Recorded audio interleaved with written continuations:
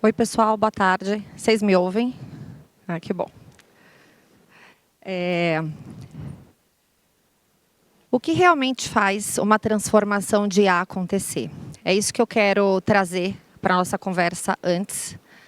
Mas, antes da gente navegar nessa pergunta, eu quero contar aqui para vocês uma história pessoal. Há um ano, mais ou menos, atrás, há um ano, a presidente da empresa onde eu trabalho me chamou e me disse: Verônica, a partir de agora, dentro da tua área de transformação, vai entrar IA.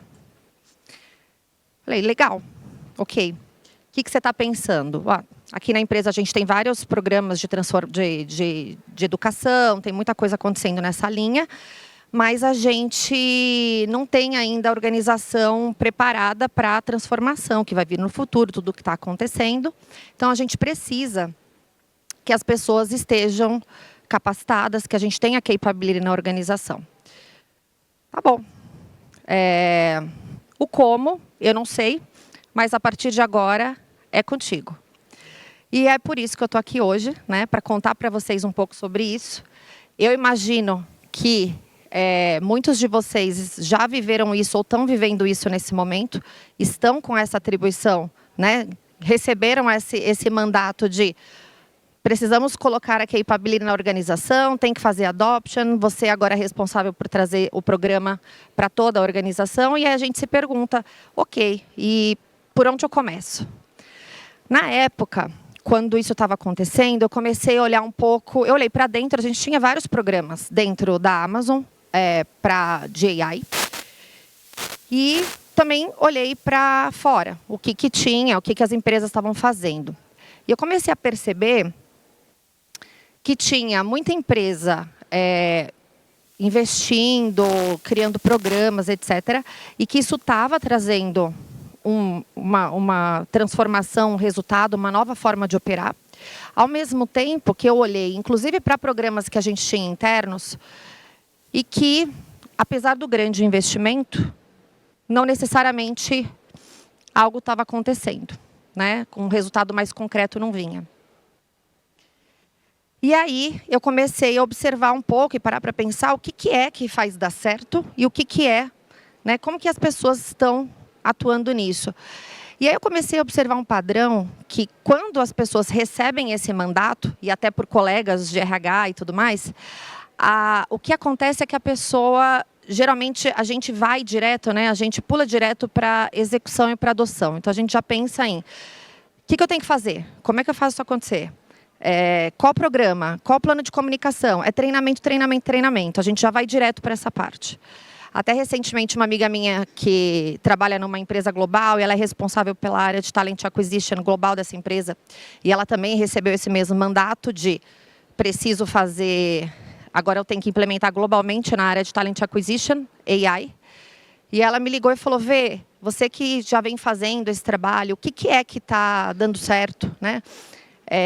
Por onde eu começo? Quais são os skills? Como é que você mediu a adoção? Qual foi o teu programa de comunicação, seu plano de comunicação? Né? E essa hora, acho que corrobora muito com esse pensamento, essa observação que eu fui tendo, que você começa... a hora que eu falei para ela, eu falei, calma, esse é muito importante o que você quer, que é adoção e execução. É extremamente importante, porque, obviamente, a gente quer que as pessoas usem. Mas tem muita coisa que a gente tem que fazer antes para a gente chegar aqui. Né? E foi assim que eu quero dividir hoje com vocês um pouco do meu case e um pouco do meu modelo mental. Não tem certo e errado, tá? Assim, é o que para mim funcionou, eu quero trazer aqui para vocês. E qual foi o modelo mental que eu apliquei para que as coisas funcionassem, para que desse certo, para que se tornasse um case de sucesso.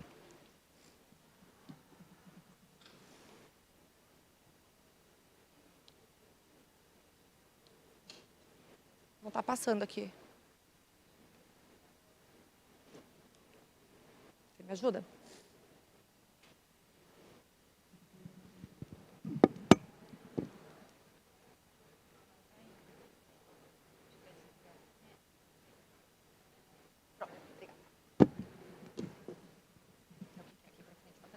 Isso. Muito bem.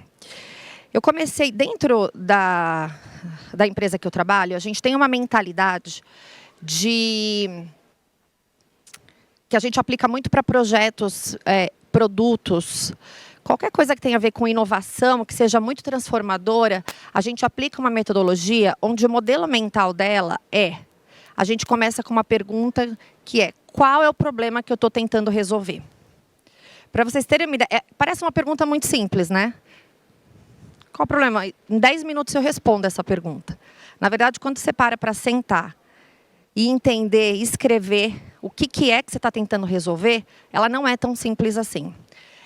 Ao mesmo tempo, é uma metodologia que você pode aplicar em várias coisas. Ela é fácil de se aplicar. Demanda um investimento de tempo, mas ela é fácil de aplicar. É uma pergunta que é muito poderosa. Para vocês terem uma ideia, grandes produtos ou até negócios que vocês conhecem hoje começaram com essa pergunta. Então, o Kindle, por exemplo, a Alexa, o nosso negócio de AWS, ele começou com essa pergunta que é: qual é o problema? Quem é o meu cliente? O que eu quero resolver? Qual é a dor desse meu cliente? Qual é a dor desse usuário? O que eu quero resolver? Qual que é essa dor real? Qual que é o problema? O que eu quero trazer de solução? O que vai ser diferente a hora que eu entregar isso? O que é sucesso e como eu meço isso? Então, basicamente, esse é o modelo mental. A gente não usava muito esse modelo mental para transformação. Usava para grandes lançamentos. E aí eu comecei a aplicar um pouco dessa metodologia, e esse modelo mental, o início dele, esse modelo mental se chama Working Backwards, para quem quiser depois estudar um pouco mais sobre isso. Eu comecei a aplicar isso dentro da lógica de transformação, né, que foi me perguntar: ok, a gente tem um trabalho de AI para fazer, tem que capacitar, etc., mas o que eu quero resolver com isso? E por que é importante a gente começar pelo problema e não ir direto para a solução? A hora que você faz esse tipo de raciocínio, primeiro você tem clareza do que você quer entregar.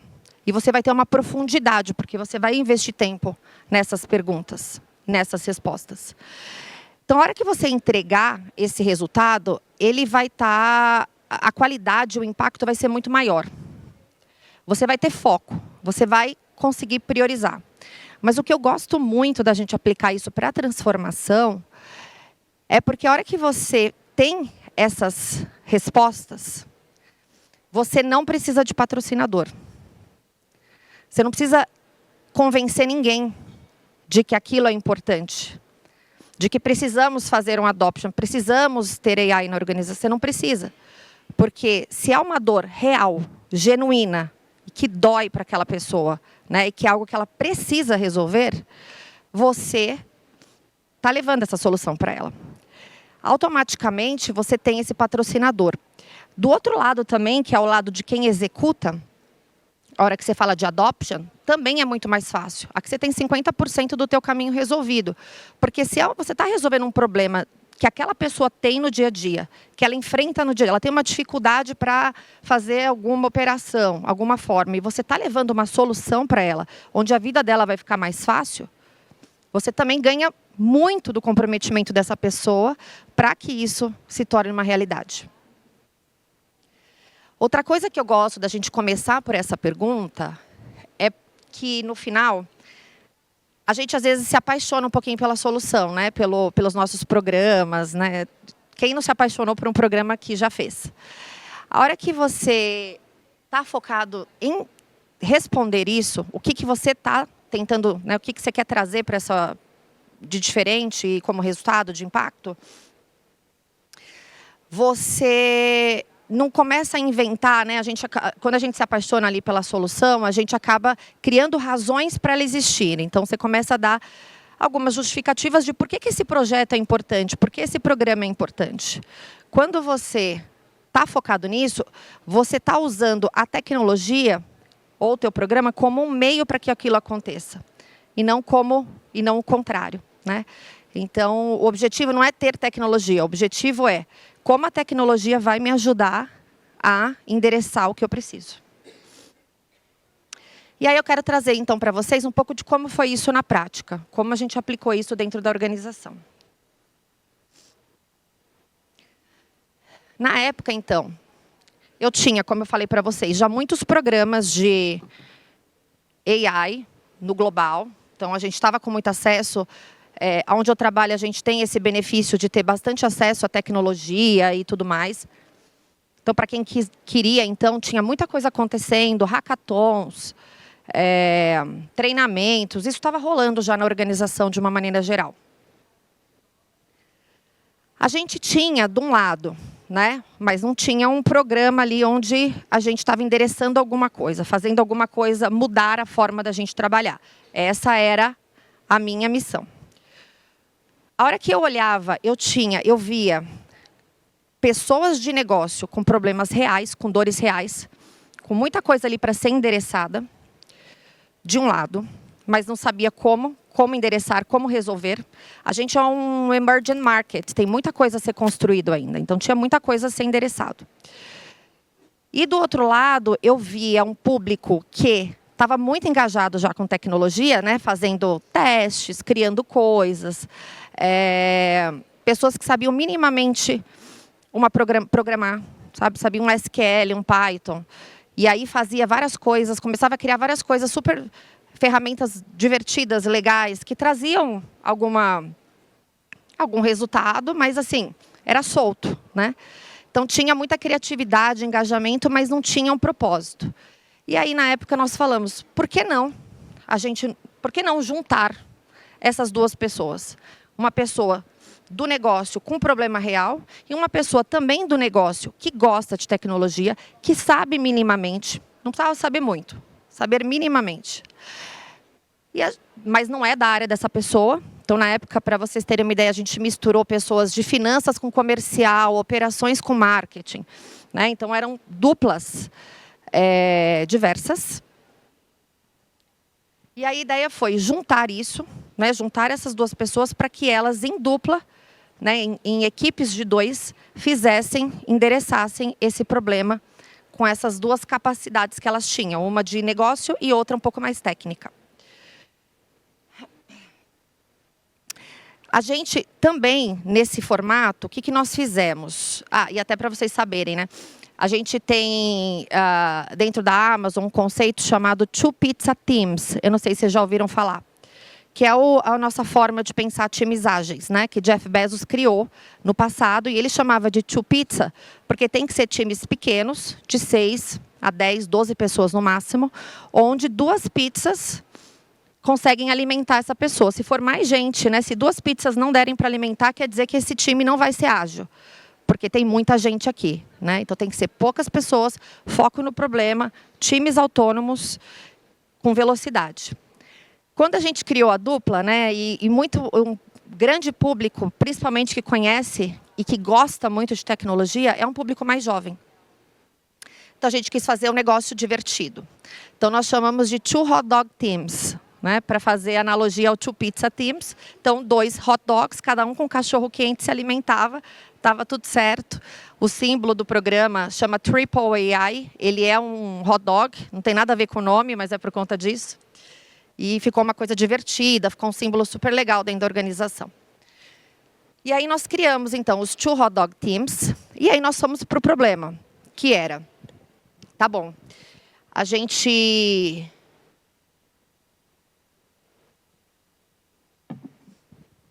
Todo mundo tinha um problema ali na sua área. E a ideia era, tá bom, agora vocês vão mergulhar, nessa forma que eu expliquei para vocês agora, para entender o que vocês querem trazer em relação, qual o resultado, o que vocês querem resolver, qual é o problema que vocês estão resolvendo, qual a dor da tua área, o que você vai trazer. Uma premissa do programa é resultado mensurável. Então, ele precisa ter um alto impacto, porque ele é um programa de 4 meses, onde a pessoa trabalha extra a sua área, né? Então... tem um investimento de tempo dela, da organização, de muitos stakeholders. E então ela precisa trazer um resultado mensurável, tá? Então eles fizeram todo esse trabalho antes de entender qual era o problema que eles tinham, que cada um ia endereçar, cada dupla ia endereçar, o que eles iam transformar, etc. Todas aquelas perguntas que eu falei para vocês. E validados com à diretoria de cada um deles, né? A liderança sênior tinha que validar e falar, sim, isso aqui vai fazer diferença para a minha área, para o meu negócio. É aqui que eu vou alocar o tempo do meu time e vou liberar essa pessoa aqui para poder trabalhar em cima disso. Nós pegamos esses problemas, a gente tinha dezenas de duplas, né? A gente começou pequeno, mas foram 100 pessoas. Para o tamanho da organização, é pequeno. Nós pegamos, então, esses dezenas de problemas e nós classificamos em domínios, né? Quais eram os domínios que esses problemas endereçavam. Então, a gente começou a blocar isso. E, para cada domínio, a gente tinha um líder, um champion, que era que ia tocar a liderança dessas duplas. Dentro desse programa, tinha uma jornada, tem, né? Porque ele existe, tem uma jornada, uma trilha de desenvolvimento também, bem ampla. Então, desde treinamento, desde e-learning sessions, né?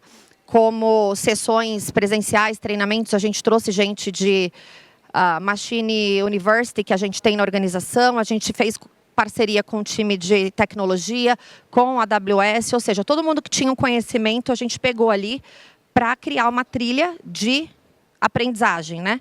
Então, ela tinha o fundamento, o que era o básico, e aí ela ia seguindo, a gente foi até um intermediário com esse time, e com essa mescla de formatos. Um formato que deu muito certo, inclusive, foi Demo Sessions, né? Então, primeiro, se você começar com o fundamento, você consegue ir para sessões mais práticas de navegação. Essas funcionam muito, desde que a pessoa tenha um fundamento antes. Esse programa também tem uma mentoria técnica. Então, com os times de tecnologia, eles também são mentores por domínio, que vão liderando essas pessoas, liderando não, né? Coachando essas pessoas para que elas criem as soluções, para que elas criem os protótipos. São pessoas de negócio, né? No fim do dia, mesmo a que conhece lá a tecnologia, ela não é da área de tecnologia, são pessoas do negócio. Então, como é que elas vão entregar esse protótipo? Então, elas têm toda essa trilha. Apesar de ter uma profundidade em relação à education, ele é um programa beyond education, né? Porque o outcome dele é o resultado de negócio. Então, aqui, e aí a gente fez, né, o modelo de operação também, que acho que é importante falar, o operating model. Como é que, então, a gente tinha essa forma de funcionar, as duplas, blocadas por domínios, com esses líderes, com esses mentores, e a gente foi criando as cadências também todas de touch point, de andamento, comunicação, reporte, apresentação. Então, tinha toda uma forma de operar que foi desenhada, tá, para que isso funcionasse. Então, aqui a gente foi seguindo toda a história do problema, cliente, contexto, resultado esperado, solução, adoção, como eu falei para vocês. A hora que chegou na adoção, já era deles, né? Não era da minha área, era deles. Era um problema deles, que eles entenderam que era um problema deles, e que eles desenvolveram. Muito mais fácil ali para chegar aqui na adoção. Mecanismos para fazer a roda girar, né? Como é que as coisas, muita gente, muitos papéis, como é que a cadência faz a coisa fluir sem a tua presença. Então, mecanismos também aqui muito importante. E agora a gente está no momento de de escalar, né? A gente está escalando tanto os protótipos que foram os votados ali como melhores, quanto o próprio programa foi escalado esse ano.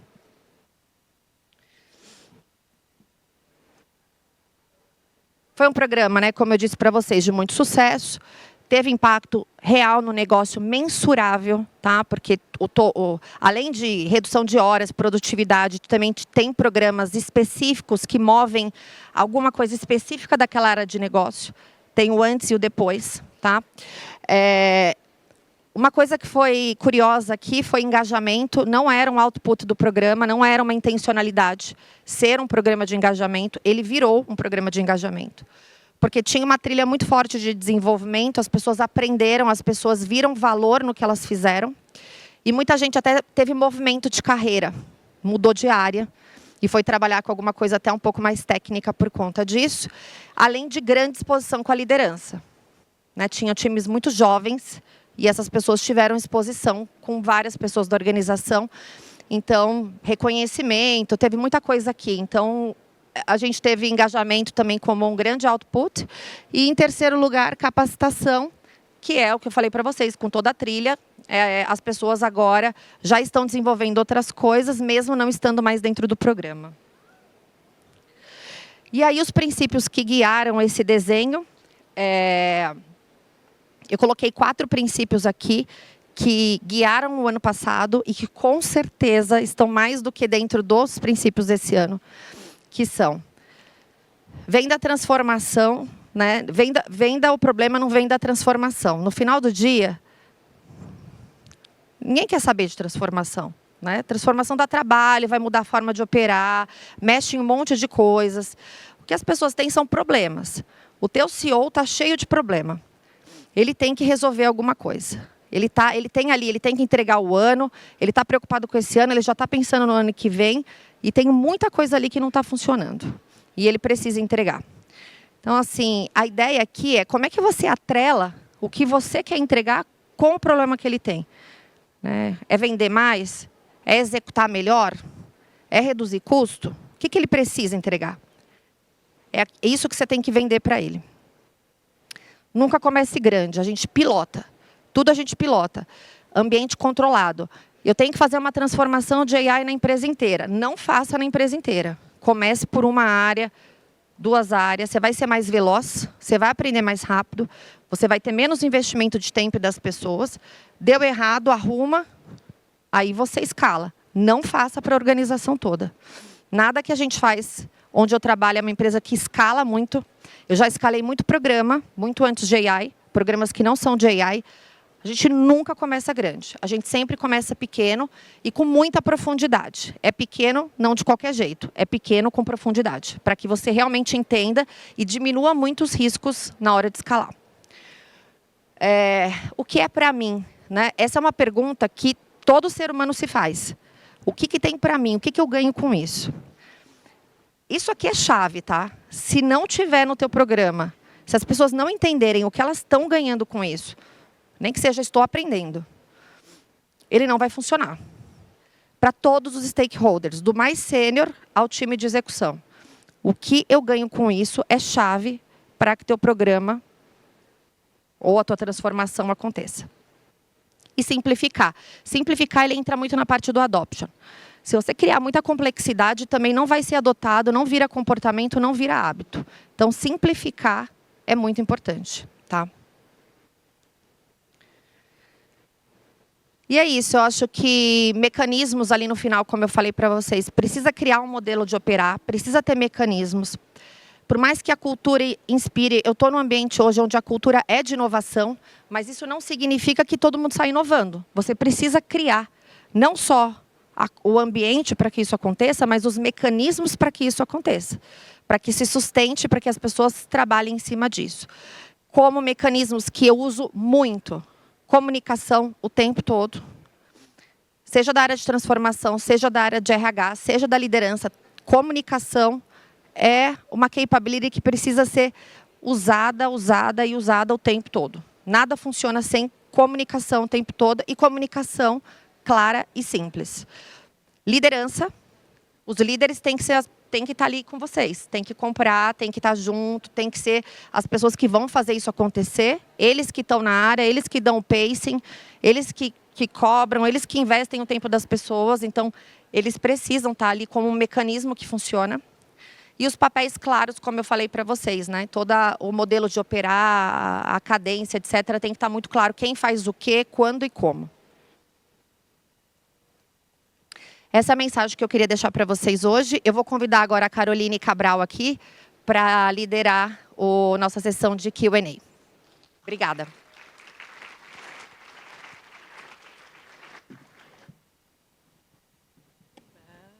Acho que a gente não vai precisar do fone, né? Vou pegar esse que eu bebi nesse. Obrigada. Me ouve bem? Estão me ouvindo? Então tá bom. Bom, gente, prazer, boa tarde. Eu sou a Caroline Cabral, sou Head de People na Turbi e estou aqui para trocar uma ideia com Verônica depois dessa apresentação aqui. Verô, eu tenho algumas perguntas para você. Eu quero começar um pouco falando sobre uma pressão. Acho que de 2 anos para cá, talvez até um pouco menos, a gente, dentro do mundo de People, do universo de People, começou a falar muito sobre IA. Talvez 1 ano para cá, mas os eventos começaram a ficar totalmente voltados para IA. que isso gera no universo de People? Uma pressão muito grande para construir com IA, para usar IA, para mostrar IA na prática. Acho que esse evento aqui hoje, inclusive, a gente está falando muito de cases práticos, de ferramentas, como é que a gente sai com coisas realmente funcionais para a gente no dia a dia. Mas a minha pergunta é no sentido de como é que você cria dentro da organização uma cultura de experimentação de IA que seja de fato efetiva, que tenha intencionalidade, que não seja, construir aqui 15 aplicativos, mas eu não sei que dor eu estou resolvendo. Como é que você fez isso dentro da Amazon? Sim, a gente fala de IA o tempo todo, né? A gente até chega uma hora que fala, gente, já tá bom, né? Vamos mudar o tema?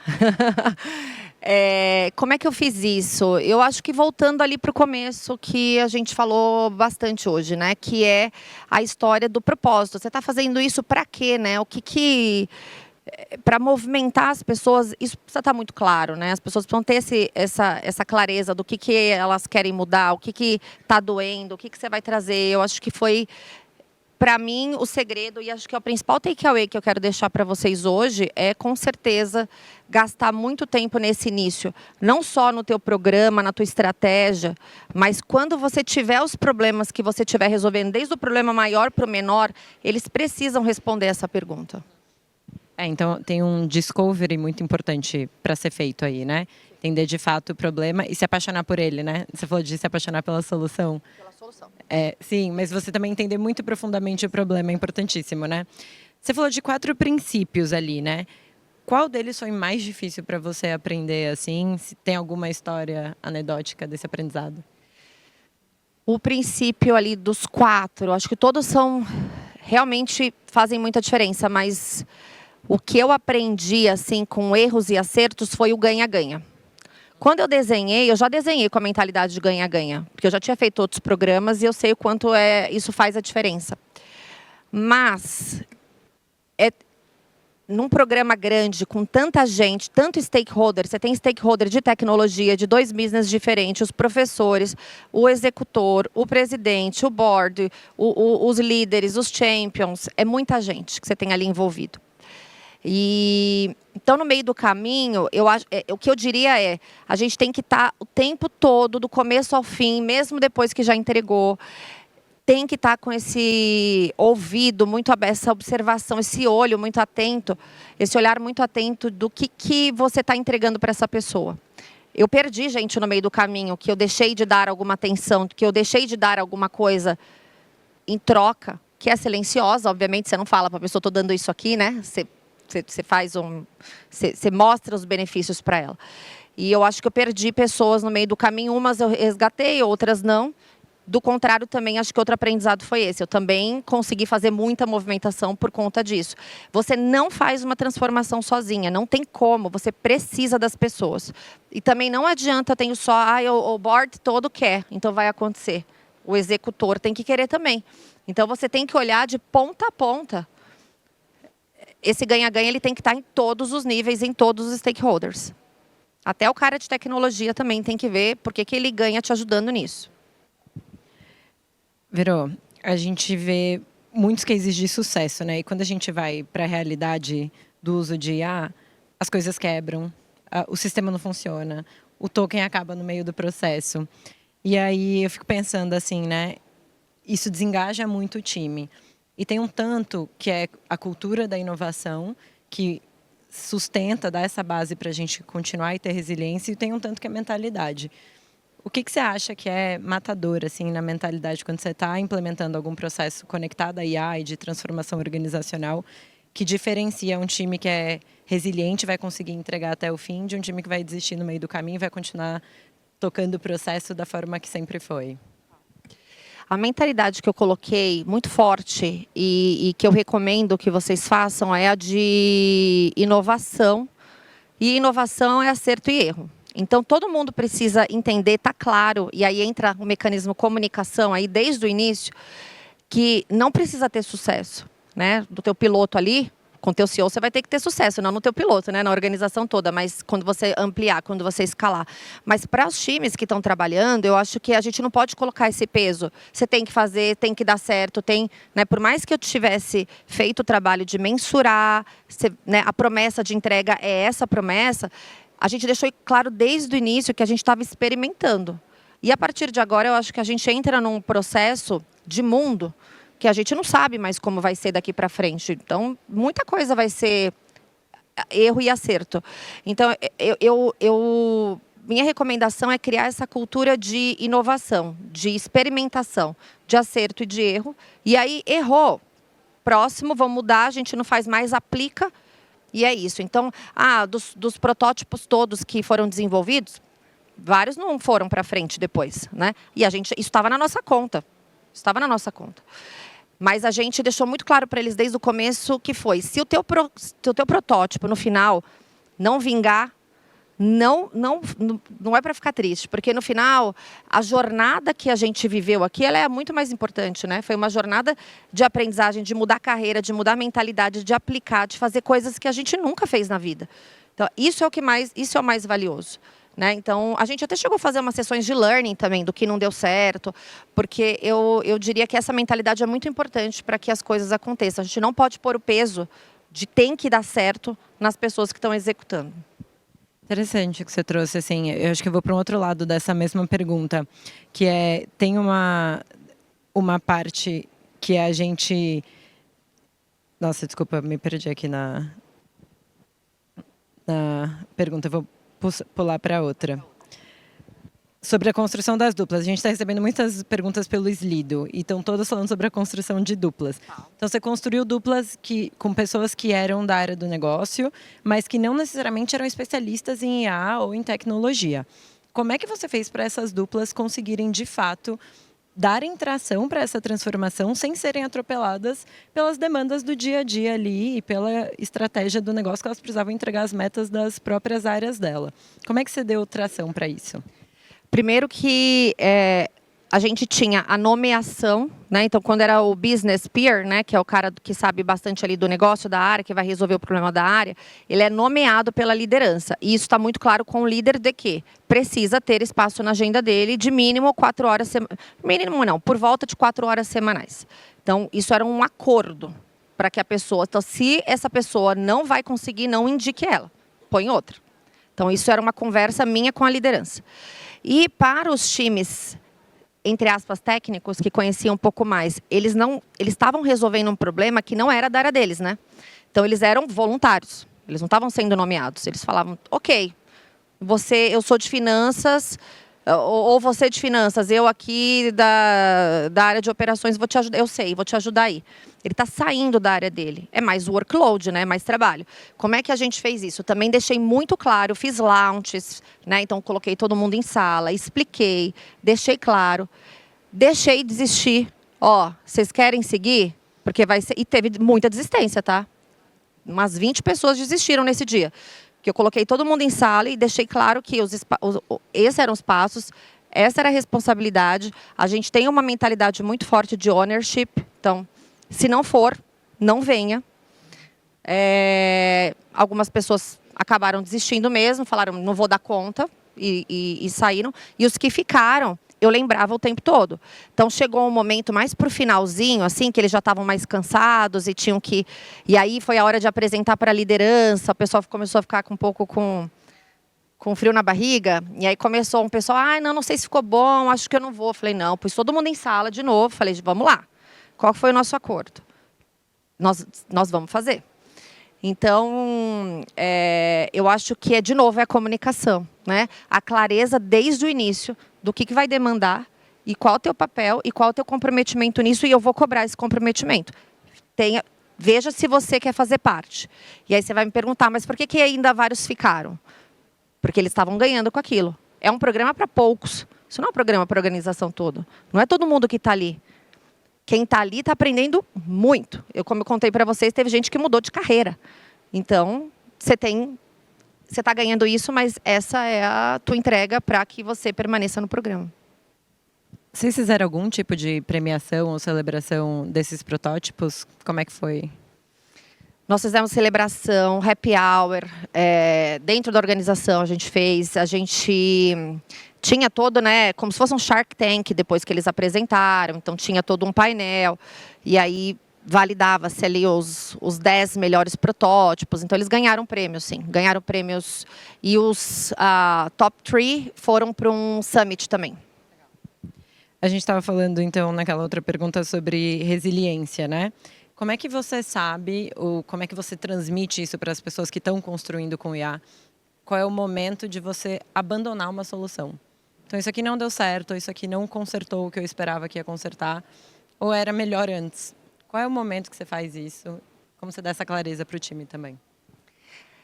Eu não entrei depois em todos os resultados. Depois, quando tudo aconteceu e terminou essa primeira, né, a gente está no segundo movimento, mas no primeiro, depois eu comecei a olhar só para os 10 finalistas. Então, eu deixei meio que para a organização. Algumas áreas seguiram, estão seguindo, estão tocando por si só. Outros morreram no meio do caminho. Então, eu não fiz esse olhar de, olha, esse aqui não está indo. Meio que foi um julgamento da própria pessoa e tal. Mas o que a gente usou muito para definir o sucesso, quais eram esses finalistas, foi difícil escolher, tinha muita coisa boa. Que eu diria, você tem que ter um olhar multidisciplinar, né? Então a gente que é da área mais de pessoas ou de uma área de transformação, no final do dia, a gente não tem a profundidade de negócio do que o cara do negócio ou a profundidade do cara de tecnologia. A gente é muito catalisador, a gente está no meio da coisa. Então, é ouvir, mas também só o cara de tecnologia, às vezes ele não consegue entender o impacto tão grande quanto o cara de negócio, mas o cara de negócio também não consegue entender se aquela ferramenta é promissora ou é a melhor. Então, o que eu acho assim, que funcionou muito para a gente entender o que dava certo, até respondendo o contrário da tua pergunta, é ter esse olhar diverso, né, dentro da mesa ali para entender o que dá certo e o que não dá, naturalmente, a gente deixar as pessoas à vontade para que as coisas não sigam. Você já passou por esse ciclo, então, né? Vocês já fizeram muitos protótipos. Então, você hoje mostrou aqui sua linha do tempo, onde é que você interou com cada um dos usuários. O que você teria feito diferente agora que você olha para trás? Você falou que vocês fizeram um pouco de lessons learned, né? O que você teria feito diferente, ou você faria diferente se você fosse começar amanhã de novo? Eu não teria feito nada diferente, porque foi muito bom para aprender várias coisas. Mas o que eu estou aplicando agora de diferente, que eu já entendi que não vai dar certo, é fazer programa só para produtividade, por exemplo. Vou reduzir horas, produtividade. Funciona. Você reduz, você realmente automatiza muita coisa. Mas essa coisa de reduzir X horas, ela parece que ela é mensurável, ela não é. Parece que é muito mensurável, porque você fala, eu fiz lá quanto que leva para fazer o cálculo, e aí eu reduzo 4 horas, então eu tive um ganho de X multiplicado por todos os funcionários. Não é bem verdade, porque você está olhando uma tarefa, né? Você está olhando uma tarefa. Então, às vezes, você corta meia pessoa. Você vai cortar meia pessoa? E outra coisa, a hora que você chega lá na liderança e fala, então tá, olha, reduzi 10 pessoas do seu time, então vamos tirar 10. Não vai tirar 10. Ele vai falar, não, porque... Então, a gente entendeu que é muito importante produtividade, dependendo se é uma área de grande operação. De fato, a produtividade vai ser aonde a gente deve atacar. Mas outras áreas que não são tão de operação, a gente não deveria ir para a produtividade, a gente deveria ir para outros outputs de business. Então, o que é importante? Como é que eu consigo fazer algo que impacta diretamente na minha rentabilidade? Ou que impacta no meu crescimento? Ou que impacta na minha redução de custos? Então, a gente está ampliando mais para este ano o impacto do negócio. Pode ter produtividade, mas ele não vai ser mais o cerne do programa. E uma outra coisa também, que a gente ainda está ainda mais intencional de o que a gente quer resolver das dores conectadas com a estratégia do negócio. Então, ano passado a gente fez as dores, mas elas não tinham conexão com os goals do ano. A gente está, em grande maioria, olhando isso agora. Então, a dor tem que ser relevante e ela tem que ser uma dor relevante para os objetivos deste ano e do próximo. Nosso tempo está acabando. um takeaway, o que esse time aqui, a maioria das pessoas aqui atua na área de People, pode já fazer na segunda-feira, considerando que tem muitos desafios de IA sem verba e sem um time técnico. Por onde eles começam?